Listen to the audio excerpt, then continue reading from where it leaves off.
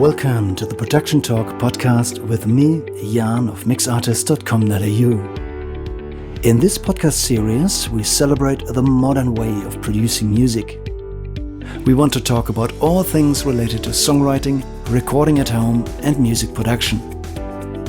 So if you produce your music at home, this is the place to be. Please subscribe and recommend this podcast to all your friends.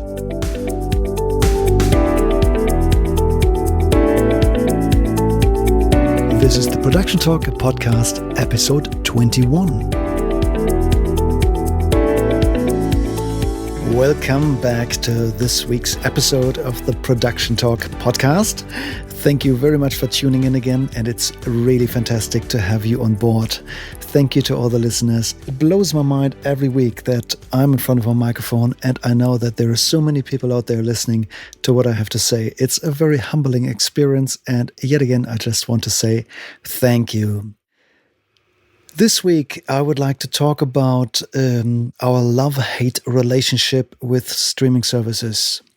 I'm pretty sure that you're all aware about the problem, and just the other day I had an interesting discussion with a handful of young producers, and one of them brought up the idea that in order to be successful today, to start from scratch as a young artist, there is no other way but effectively giving it away, not asking for money, just to invest your own music and send it out and try to get a big following that way. So that later they can then start to make revenue from that. So that got me thinking, and I have a couple of different thoughts about this, and it all ties into the bigger discussion of how musicians make a return with their music these days, and the role that common streaming services play in that world these days. I'm sure you're all aware about the controversy surrounding businesses such as Spotify. Spotify is named very publicly, very often on social media as the bad boy. However, it also applies to most other streaming services. It just turns out that Spotify is very successful in the sense that their market share is significant. It's one of the biggest players in the world, as you all know. But at the same time, they pay out one of the smallest percentages to musicians.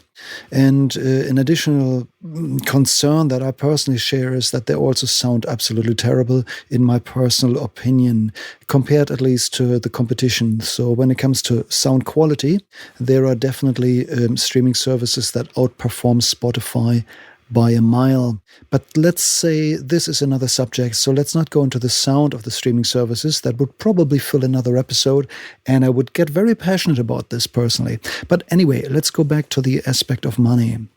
So this young producer suggested that in order to make it somehow, we first have to just take our music, make it available to everybody in order to gain some momentum.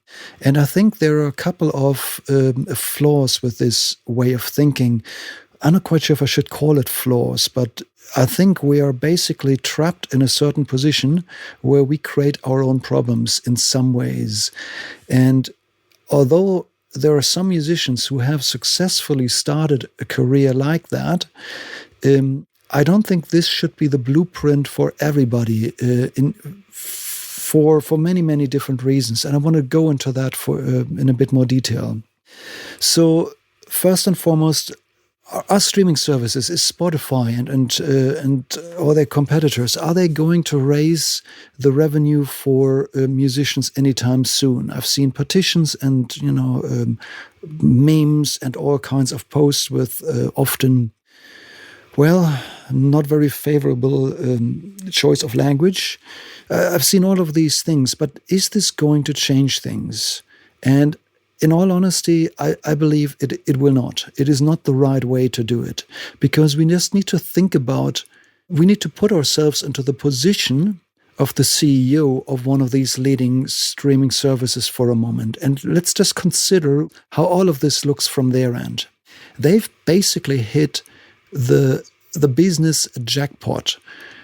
They managed to find a market with a huge supply of resources at a very, very, very, very low price.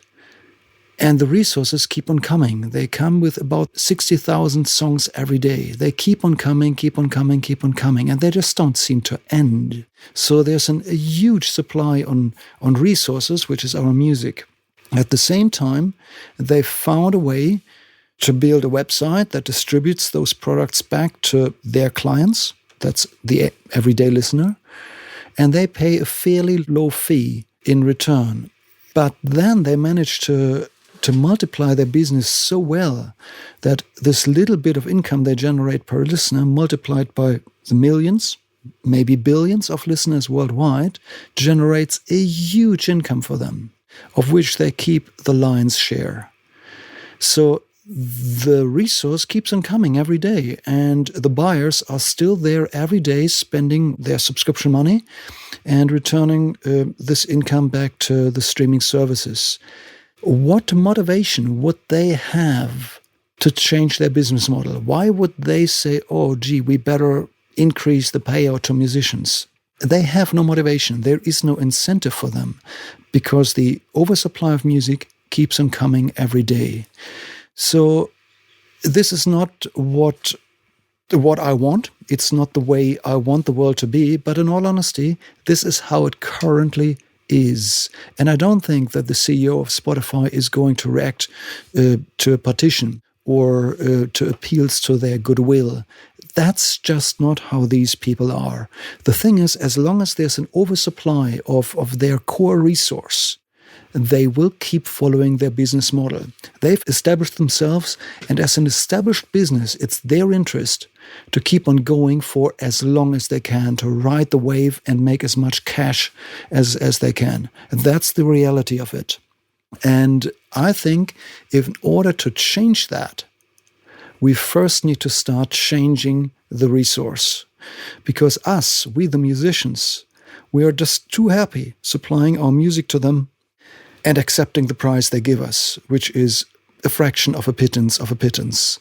So I guess it all has to start with us. If we try to make the CEO of Spotify and the other streaming services change their mind, I think we're not on a winning streak here. This is not going to happen. In all honesty, they won't. So the only thing that we can change is us. And that's what I want to talk about today. So let's get back to this young producer who told me that to build any kind of following, he feels like that he needs to give away his music for free for now. The problem is that when you train a client to receive a product for free, those clients will not turn into paying customers later down the track. I remember this all too well from when I was a young engineer, a young music producer, trying to make a name for myself. I was a nobody about 20 years ago, and I needed to build some kind of a reputation and a portfolio. So I started to work with bands to cut my teeth. And in many ways, I still learned the art of music production along the way because, well, in those days, I was just a beginner. And I remember how the only acts that I could get on board was basically my own band, which I produced for countless hours, days, weeks, and probably months, wore myself out entirely for no money. And I produced a dear friend's band, my friend Daniel. Big shout out to Dan in Hamburg in Germany, who's still one of the best friends I've ever met in my entire life. Big shout out to you, my friend. And I produced Daniel's band back in those days. And because I wasn't very good, it took me forever. And in all honesty, the results, well, I think they're okay considering where I was, but it was not fantastic. And look, what struck me afterwards was that I got frustrated after finishing those productions because I didn't see a path forward of how to turn this, what I just did, into paying clients. And in all honesty, I was just too unexperienced to understand that this can't possibly work. So working for free can only ever be a short-term thing for the gain of building a portfolio. The clients who you work with, if you build a free portfolio, will not be the clients who come around later and buy services at a higher price. it is very important to step away from this and write this work off as experience. And it's a part of the learning curve that I needed at that stage. But I didn't quite understand how this fits into the bigger picture of becoming a professional. It only ever serves the purpose of having a portfolio, which then may lead to other paying clients. But I've also seen this with clients in the not too distant past, where a client asked me if I would start the very first project for lower price, and because they were friends here in East Coast Australia, I decided to agree and give them a really, really, really good deal, and undersold myself to some degree. I basically gave him the value of a full production at a price, or not even half of that, which was mates rates, and it was all for a good cause. But afterwards, once it was time to talk about the next production, they didn't have the money. And again, they went for somebody else who gave them a mate's rate. So what I'm just trying to say is that when I set my price, I also define the perceived value of my work.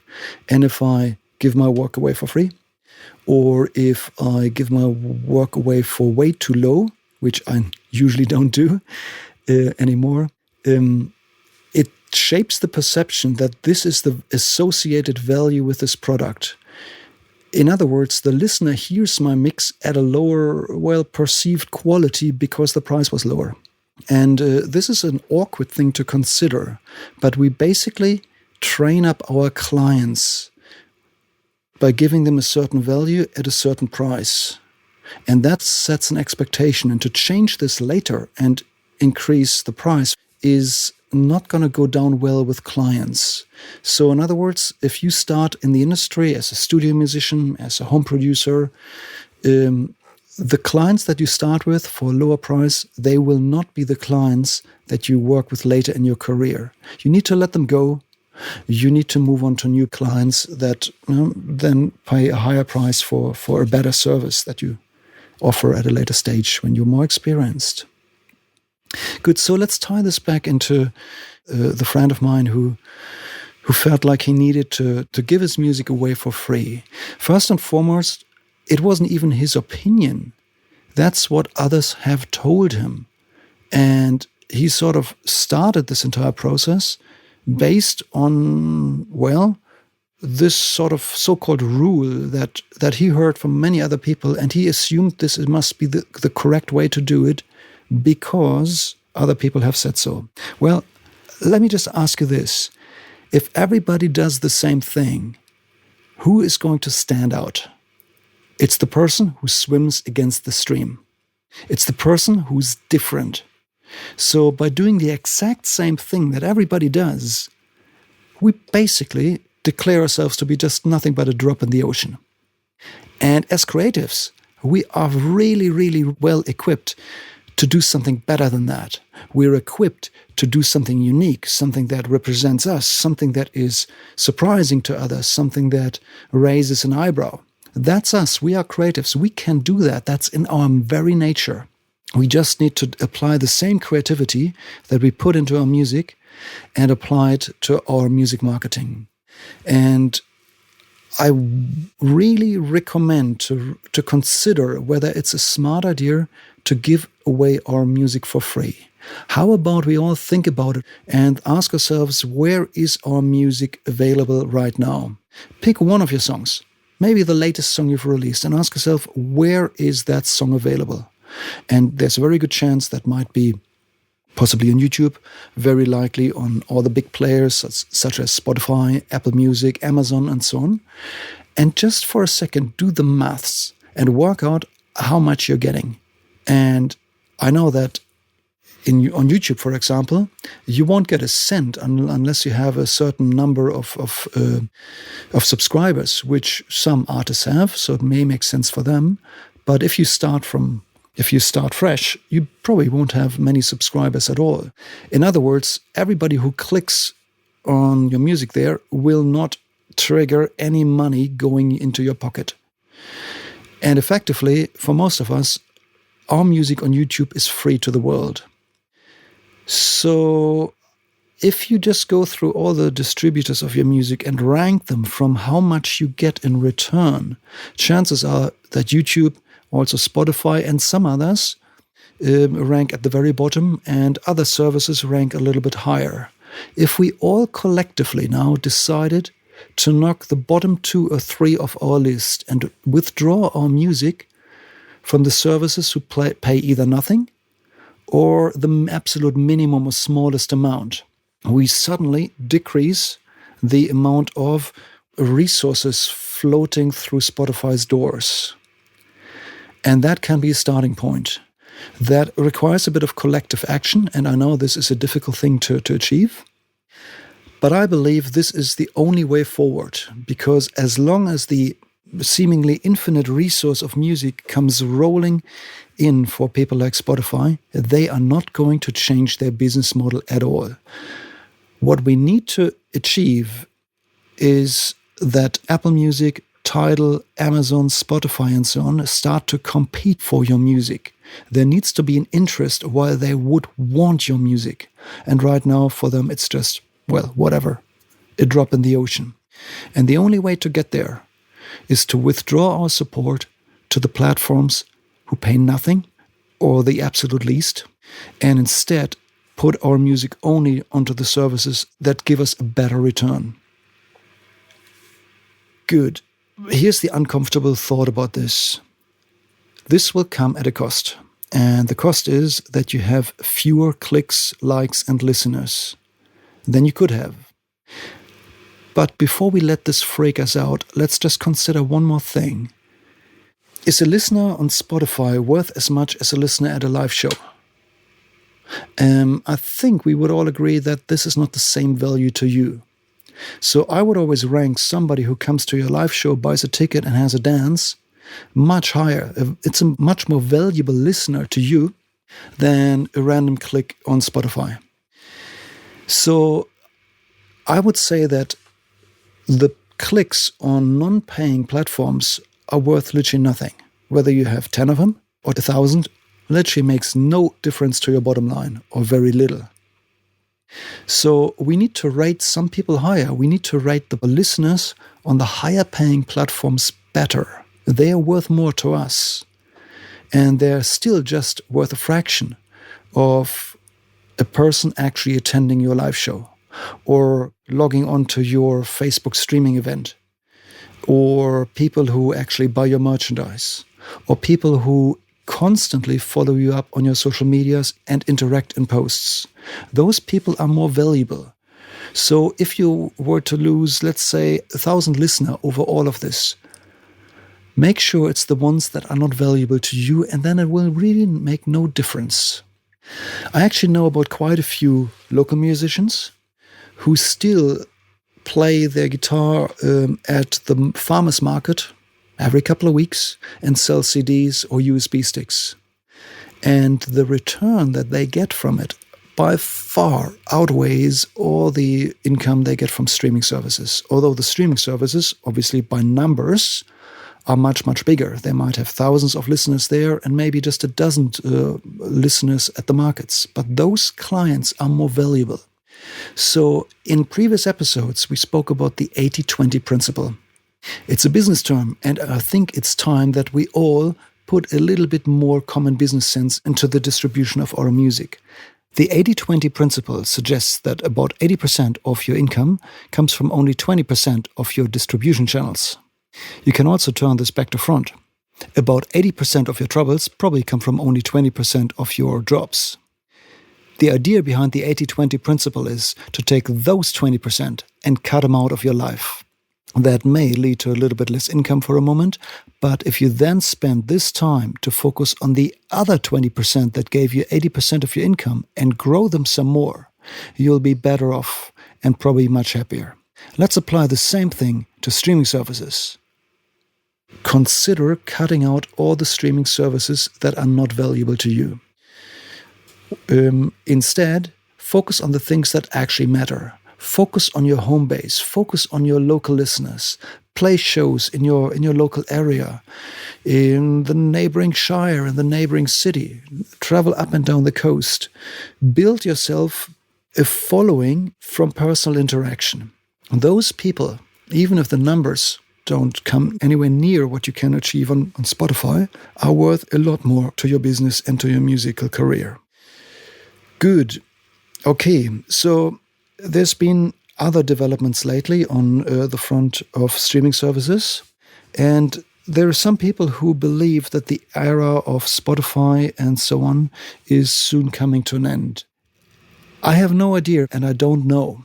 But if I had the opportunity to rewrite the musical distribution history, I would hope that somebody came up with a brand new streaming service owned by musicians. In other words, my ideal scenario would be a streaming service that is run and hosted by musicians, for musicians, where you buy in shares. Imagine that. Imagine a world where all musicians would unite and say, okay, we have a new platform. That's the only place where we put our music out. And we do it ourselves. That's the vision that I have for the future of the music industry. And if we get to the point where the never-ending resource that floats into Spotify's front door starts to ebb out, and where no more music gets into those streaming services that pay fractions of cents, then suddenly we will see a shift in attitude on the CEO levels. That's when the CEOs of the big companies will scratch their head and say, we got to do something. And they better come up with something that benefits us. That's my vision. That's my wish for the future, for the next decade, I guess, of the streaming industry. A few things to consider here. I'm sure that whatever I predict today is probably not exactly what's going to happen, but I really hope that at least some parts of what I'm hoping to achieve will come true at some stage. So if you agree with this, maybe consider whether it's worth cutting out some of the streaming services that you've been using and see if you can grow an organic following due to shows, personal interaction, social media interaction, selling merchandise. There are all kinds of other ways that can help you to get a return. So it's not just about the number of listeners. You need to think about how valuable they are to you. And I definitely always want to have people in front of the stage dancing. Those are the most important people you could possibly win over for yourselves.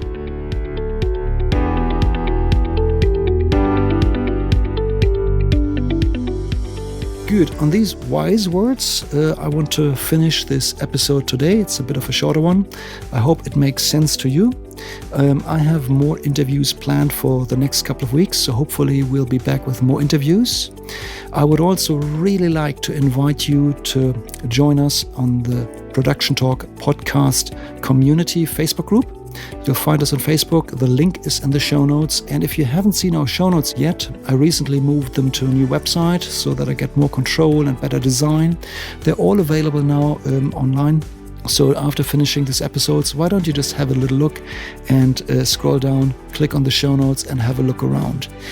I will make it a habit of adding additional information into the show notes, so there's always a bit more to find than in my episodes. This is all for today. I hope you had a good time. I hope you got something meaningful out for yourself. And let's all work together on a better future for the music industry. We can do it if we stick together, if we do not give our valuable music away for free anymore. It is fair enough to ask for something in return. And to get more musicians on board, why don't you just share this episode with all your friends? On these words, let's finish up for today. You have a great week. I hope to speak to you in a week's time. Bye for now.